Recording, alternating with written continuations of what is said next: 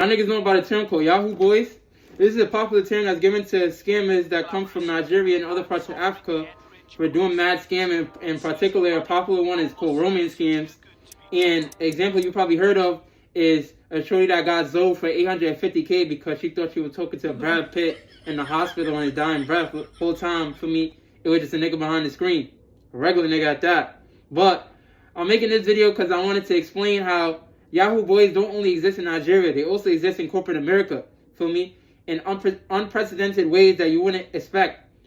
A popular example of this is the 2008 housing market crash. And y'all niggas is probably wondering, nigga, the economy was just doing bad. How the fuck is this example is scamming? And niggas wasn't necessarily stealing credit cards and shit like that and robbing niggas for their bread. But I'm gonna explain how there was a lot of fucked up practices that niggas knowing that they was wrong to do, but it was still sanctioned anyways, which led up to the crash. So basically, around this time, leading up to the crash, foreign investors were looking for ways to flip their bread. And they pinpointed real estate in U.S. as a way to do this.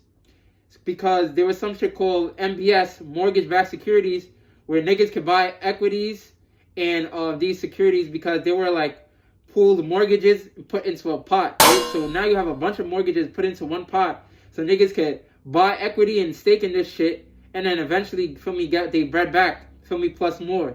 So what bankers started doing was they started handing out some shit called subprime mortgages, and feel me, this is basically a mortgage given to niggas with low-ass credit scores. But what they was doing was that, feel me, they was hiding a lot of the risks, feel me, and being very predatory in terms of how they chose niggas that didn't really know what was going on.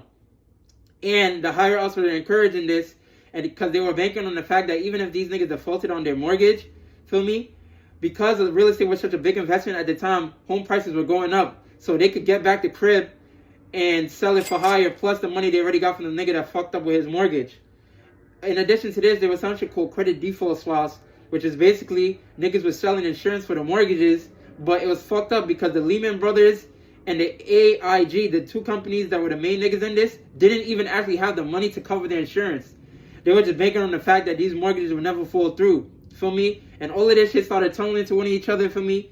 Niggas ended up, feel me, dropping their mortgages because, feel me, they wasn't able to pay it off, and interest rates started shooting up, right? And panic led to one thing and another, and feel me, that happened, and that's the housing market crash.